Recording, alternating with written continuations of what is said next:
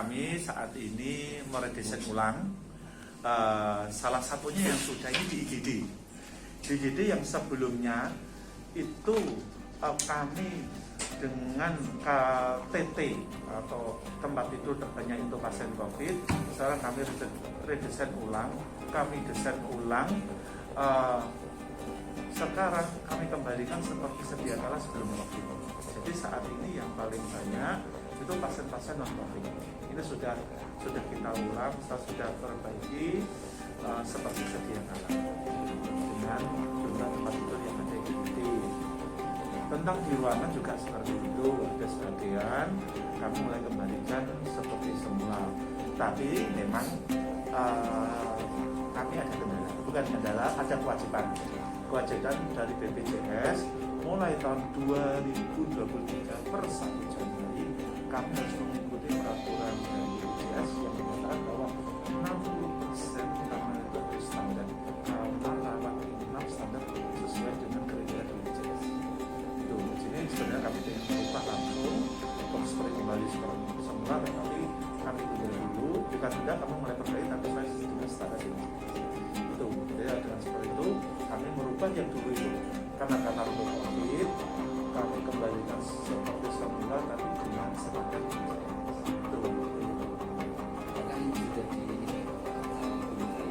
Sudah kali kami sudah menghubungi, kami sudah rapat dengan kakak lawan kami sampaikan tentang salah satu dari BPJS itu. Dengan itu mereka itu tahu apa saja dan kamar yang sekarang misalkan saat ini T3 10 dengan perubahan itu kan masih menjadi alat kurang.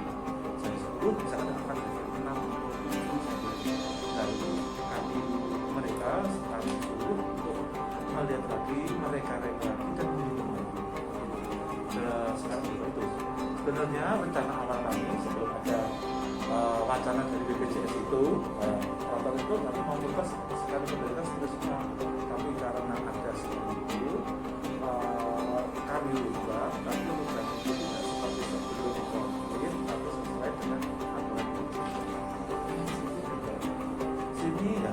Sudah sini ada tergambar yang lebih ruangan COVID-nya atau ruang isolasi. Ruang isolasi kita masih menyiagakan UGD ini ada UGD COVID dan ada UGD COVID, sehingga kalau ada pasien di UGD jangan khawatir, dan kami pisahkan sejak awal bahwa pasien COVID dan pasien non COVID itu berbeda tempatnya, berbeda penanganannya juga, dan dikondisikan sesuai dengan penyakitnya.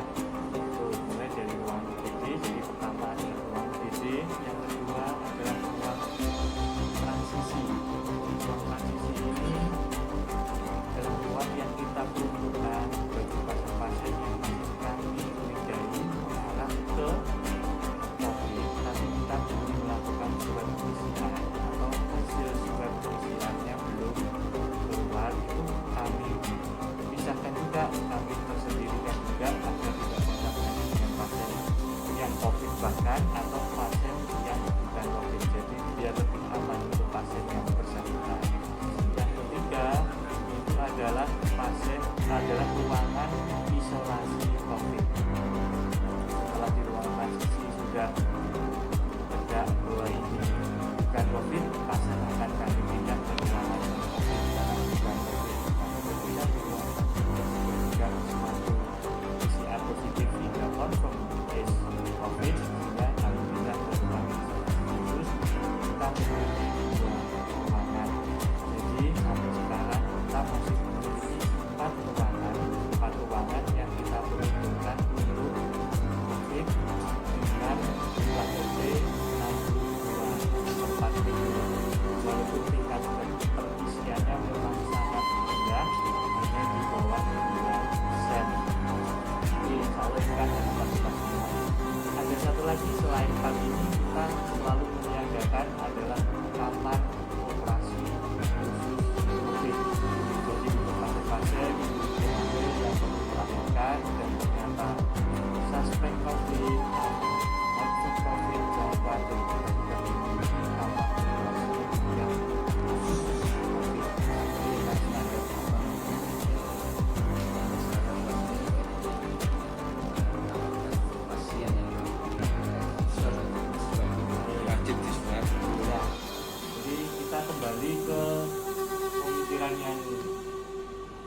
besar, mulai dari kita generalisasikan, nanti kita mengerucut sampai ke rumah sakit. Bahwa semua dasar aturan yang kita pakai sekarang itu berdasar pada edaran WHO, bahwa Organisasi Kesehatan Dunia WHO belum mencabut status pandemi. Itu yang harus kita pahami bersama. Kemudian dikaitkan juga dengan peraturan pemerintah, kemudian peraturan menteri, kemudian surat edaran Menteri Kesehatan, kemudian surat edaran dari Satgas COVID Indonesia juga, kita surat edaran dari Bapak Bupati, dari kemudian status PPKM, PPKM dari Kemendagri, belum ada yang merubah bahwa kita masih dalam pandemi COVID-19. Yang varian Omikron alhamdulillah tidak memberikan dampak yang signifikan kepada masyarakat di Indonesia, khususnya di Magetan. BA1 kodenya, BA2 itu Omikron, dan sekarang yang sedang merebak yang harus kita waspadai surat edaran dari Kemenkes adalah BA4 dan BA5. Virus COVID BA4 dan BA5 itu yang harus kita waspadai. Bisa karena dijelaskan dok, apa dok itu? Virus varian ya, BA4. itu adalah varian baru. baru. Varian baru dari varian baru dari BA4 dan BA5. Ini saya kutipkan dari PBID, Pengurus Besar ID ini memiliki bidang penyakit menular, yaitu Dr. Erlina Burhan, spesialis paru konsultan MSC, bahwa BA4 dan BA5 ini salah satu varian dari COVID yang terdeteksi pertama kali di Afrika Selatan, dan dia menjadi dominan di negara-negara tertentu, dan ini masih dalam tahap investigasi lebih lanjut apakah ini juga mendominasi di Indonesia, karena sebelumnya yang mendominasi di Indonesia adalah BA1 dan BA5 Omikron yang bulan Januari Februari, sehingga ini merupakan varian baru dari SARS-CoV-2 Omikron, yaitu BA4 dan BA5.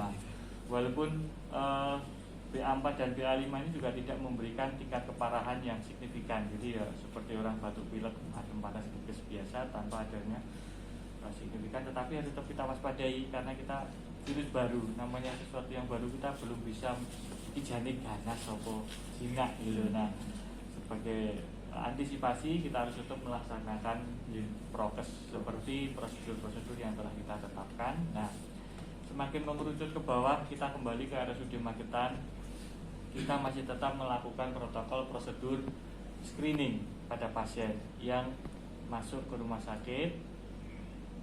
Jadi salah satu screeningnya adalah dengan menggunakan swab antigen. Swab antigen ini kita mendasar pada surat edaran dari Kementerian Kesehatan, kemudian kita mengharuskannya, dan ternyata sekarang ada tren peningkatan BA4 dan BA5, sehingga kami belum memiliki alasan yang cukup kuat untuk meniadakan screening swab antigen. Jadi swab antigen tetap kita lakukan sebagai salah satu screening, dan masyarakat tidak perlu takut, asalkan masyarakat melakukan prokes dengan baik, insya Allah ya negatif ketika kita lakukan swab antigen. Begitu. Ini standar dari BPJS itu perbedaan seperti apa? ada 12 kriteria gitu.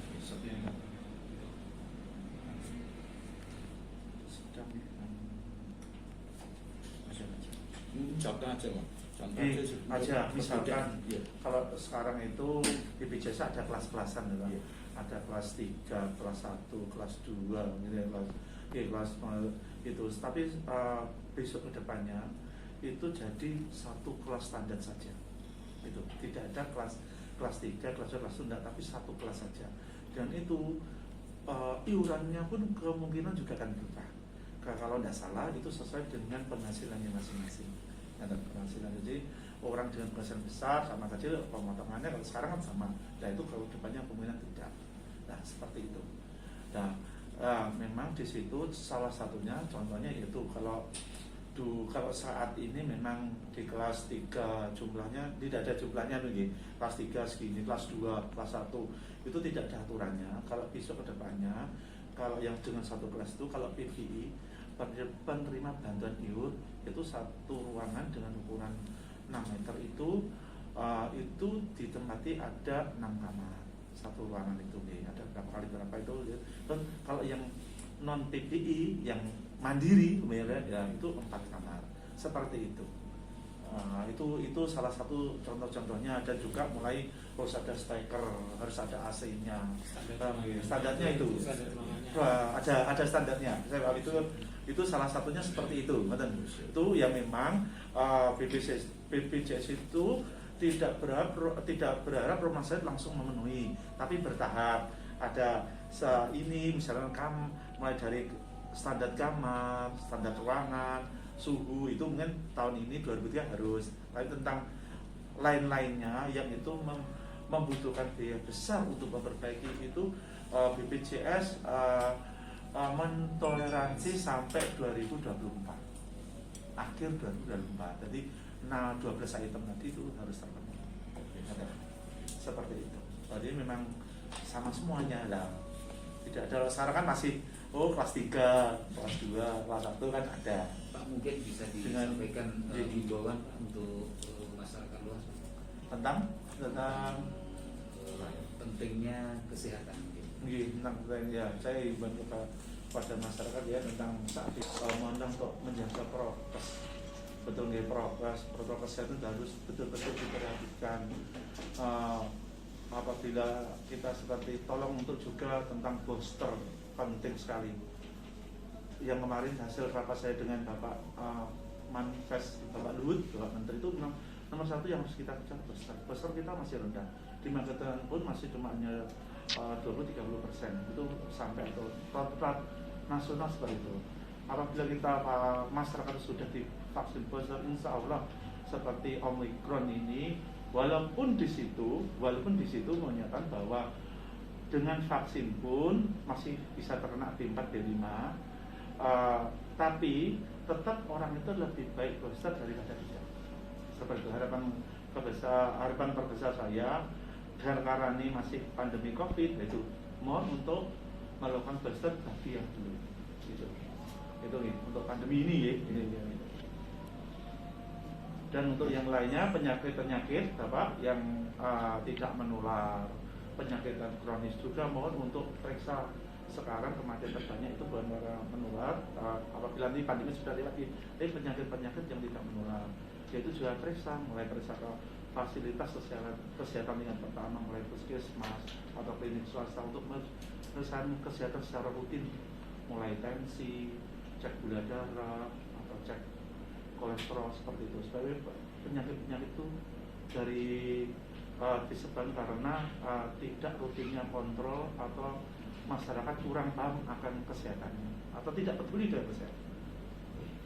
Oh iya, ini Dok, mungkin ada motivasi mungkin ya untuk masyarakat bahwa supaya masyarakat nggak takut dengan itu.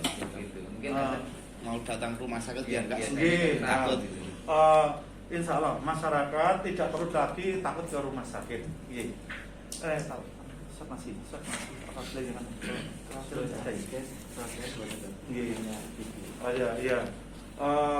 jangan masyarakat, saya mohon untuk jangan takut datang ke rumah sakit.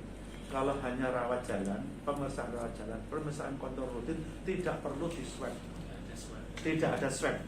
Yang ada swab itu apabila setelah masuk di IGD, dan itu perlu apabila masuk kamar rawat inap, apabila harus rawat inap baru ada screening itu. Tapi apabila tidak rawat inap itu pun juga tidak perlu Mas. Screening tetap dilakukan, tetapi screening yang tanpa swab. Tanpa swab. Itu. Sampai seperti itu. Harapan saya yaitu tetap masyarakat tetap jangan takut ke rumah sakit. Kembali seperti sebelum COVID datang, kita periksa itu hanya yang bergejala, screening pun screening tanpa swab. Apabila sudah mengarah, baru kita screening dengan swab antigen.